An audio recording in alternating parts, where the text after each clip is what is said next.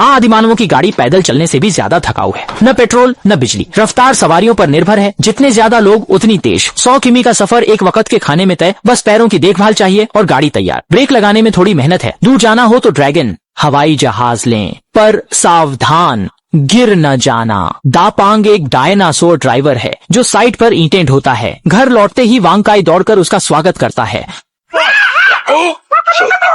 पहले मालिक का चेहरा धोते हैं, फिर नहाने के लिए एक मैमथ शावर है। दापांग रोज सोने से पहले अलार्म लगाता है। सुबह सूरज की किरणें क्रिस्टल से गुजरती हैं, तो रस्सी धीरे धीरे जलती है और पत्थर सीधे उसके माथे पर गिरता है।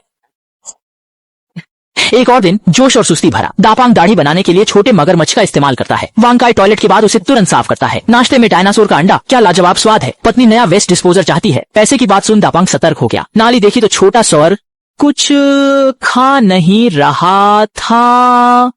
दापांग ने हाथ डालकर सफाई की। मशक्कत के बाद एक कांटा मिला।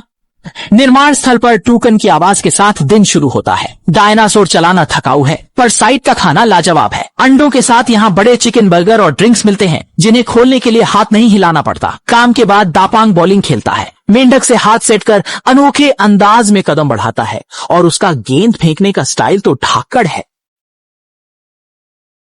पहली ही कोशिश में डैपंग फिर चैंपियन बन गया। आदि मानवों की परीक्षा। छेनी तेज की, रेत खद्दी रखी और शिलाएं मिलते ही सबने खुदाई शुरू की। पत्थर पर जवाब खोजना मुश्किल था। डैपंग का सिर चकरा गया, उसे कुछ नहीं सूझा। बाकी सब जुटे थे। लाल बालों वाला वनमानुष तो 5वें सवाल तक पहुंच गया। बगल वाले ने नकल की, पर वनमानुष ने जवाब छिपा लिया।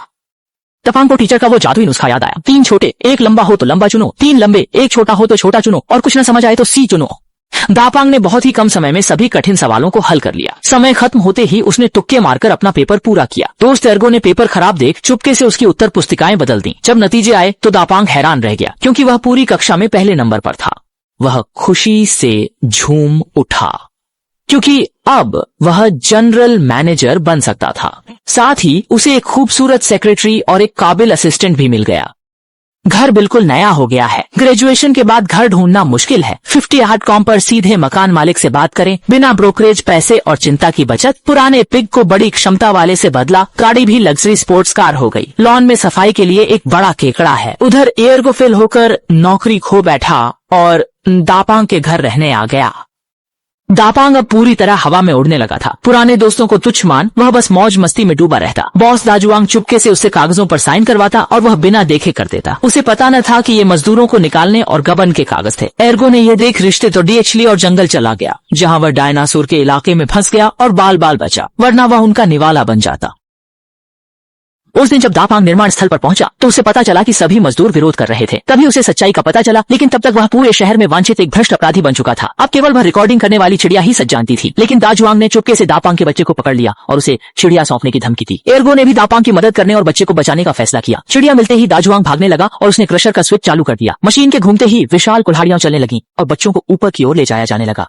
दापांग और उसके साथी ने एडी चोटी का जोर लगा दिया, फिर भी वे स्विच को हिला नहीं पाए। आखिरकार दापांग को लीवर के सिद्धांत का ख्याल आया। उसने एक बड़ा पत्थर उठाया और एम मशीन पर दे मारा। आखिरकार पत्थर तोड़ने वाली मशीन को नष्ट कर दिया। अंदर भरा सीमेंट तेजी से बाहर निकल आया और भागते हुए दाजुआंग पर जा गिरा और वह हमेशा के लिए एक मूर्ति बन गया। कहानी के अंत में दापांग को आखिरकार समझ आ गया कि परिवार का प्यार और दोस्ती ही उसकी सबसे बड़ी दौलत है।